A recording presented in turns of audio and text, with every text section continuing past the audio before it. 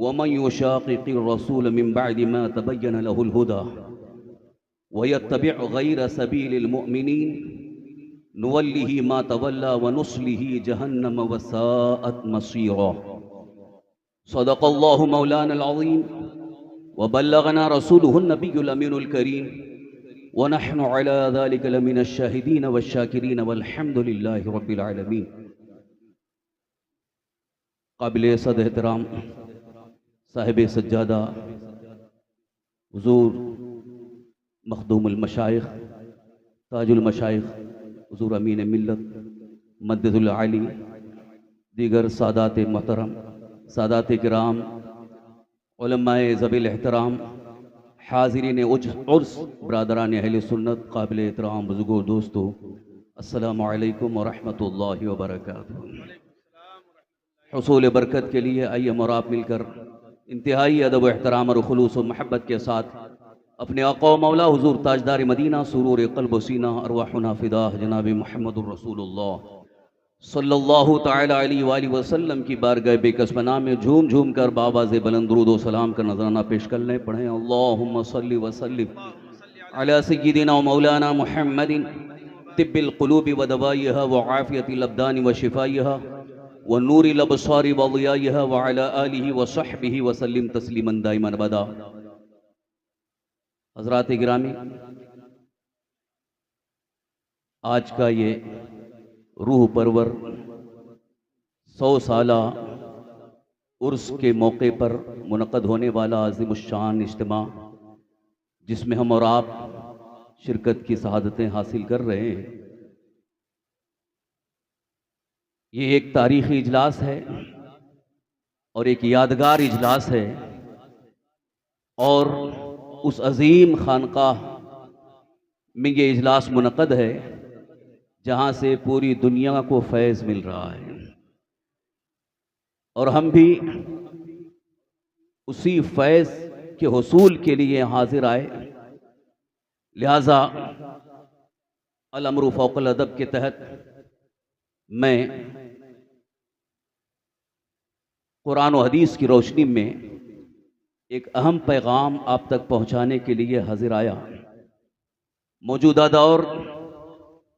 فتنوں کا دور ہے، بہت سارے فتنے وجود میں آ چکے ہیں،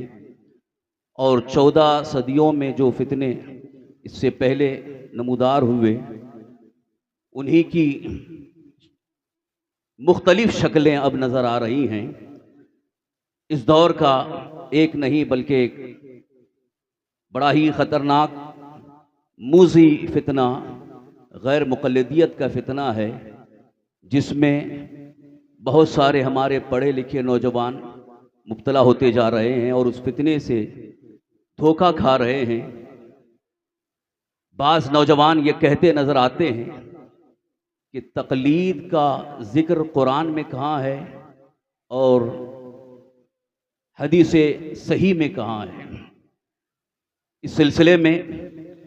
الحمدللہ ہماری جماعت اہل سنت کے اکابر علماء مفتیان کرام نے ثبوت کے لیے بہت سارے دلائل پیش کر دیے، کتابیں بھی تصنیف فرما دی. انہیں مطالعے کا وقت نہیں ہے، لیکن صرف اور صرف اعتراضات کرتے نظر آتے ہیں. آج مجھے اپنی قوم کے ان نوجوانوں سے یہ عرض کرنا ہے جو صرف اور صرف سوشل میڈیا کے بھروسے پر بیٹھ کر یا صرف اور صرف یوٹیوب پر بھروسہ کر کے یا گوگل پر بھروسہ کر کے وہ دلائل کی تلاش میں ہیں، اور جہاں کہیں معقول دلیل نہیں ملتی ہے تو اسی فتنے کو قبول کرنے کے لیے تیار ہو جاتے ہیں. الحمدللہ جماعت اہل سنت کے علماء اور اکابر بزرگان دین نے اس سلسلے میں بہت ساری دلیلیں پیش فرما دی ہیں. لہٰذا میں وقت کی قلت دامنگیر ہے، الغرض خلاصہ کے طور پر یہ عرض کرنا چاہوں گا کہ تقلید ہی اہل سنت و جماعت کی ایک عظیم پہچان ہے. اللہ کے حبیب ہمارے آقا حضور سرور کائنات صلی اللہ تعالی علیہ وآلہ وسلم کا ارشاد گرامی، جو ایک صحیح حدیث پاک کا آخری حصہ ہے، ارشاد فرماتے ہیں فَاتَّبِعُوا السَّوَادَ الْعَظَمَ فَإِنَّهُ مَنْ شَذَّ شُذَّ فِي النَّارِ. سواد اعظم کی اتباع کرو، جو اس سے علیحدہ ہوا، الگ ہوا، اسے علیحدہ جہنم میں ڈال دیا جائے گا۔ السواد الاعظم کی تشریح محدثین کرام نے جو فرمائی ہے، جو حق عقائد پر قائم ہے وہی جماعت سواد اعظم ہے۔ یہاں بعض لوگ دھوکہ یہ کھاتے ہیں کہ سواد اعظم کا مطلب بڑی جماعت،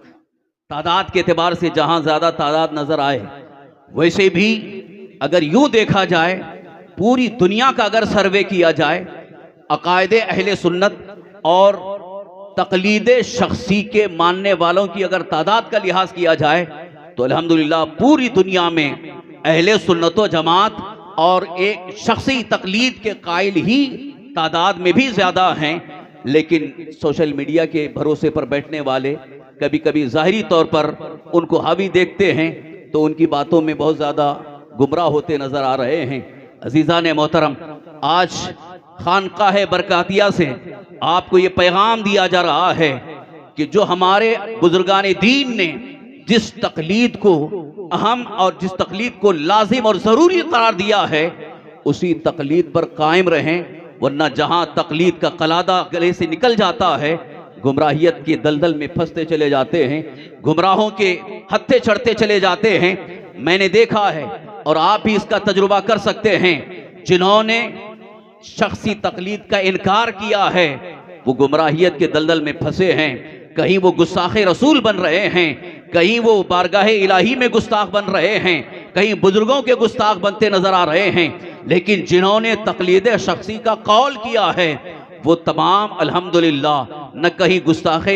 بارگاہ خداوندی نظر آتے ہیں، نہ گستاخ رسول نظر آتے ہیں، بلکہ وہ اولیاء کرام کے شہدائی بھی ہیں اور بارگاہ مصطفیٰ کے مؤدب بھی ہیں۔ لہذا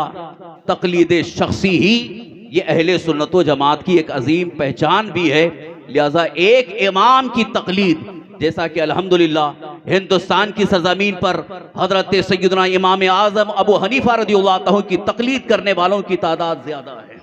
اور اس تقلید شخصی پر ایک دو نہیں بلکہ سینکڑوں دلیلیں موجود ہیں۔ لہذا جو نوجوان اس سلسلے میں صحیح مطالعہ کرنا چاہے وہ علماء اہل سنت سے رابطہ کرے، انشاءاللہ اسے صحیح دلیل بھی ملتی چلی جائے گی۔ قرآن مقدس میں اللہ رب العزت کا جو فرمان علی شان ہے، اسی آیہ کریمہ کی روشنی میں یہ میں پیغام آپ تک پہنچانا چاہتا ہوں۔ رب قدیر جل جلالہ کا ارشاد ہے، وَمَن يُشَاقِقِ الرَّسُولَ مِن بَعْدِ مَا تَبَيَّنَ لَهُ الْهُدَى، جو رسول کی مخالفت کرے، جو رسول کے خلاف چلے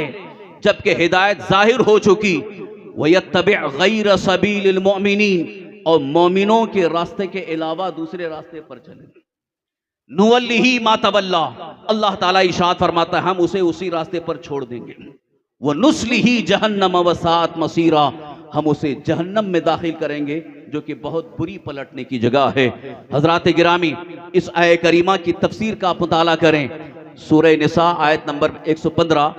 قرآن کریم کی اس آیہ کریمہ کی تفسیر میں اکثر مفسرین کرام نے اس بات کا اظہار فرمایا ہے، یہ وَيَتَّبِعْ غَيْرَ سَبِيلِ الْمُؤْمِنِينَ جو اللہ تعالیٰ کا ارشاد ہے،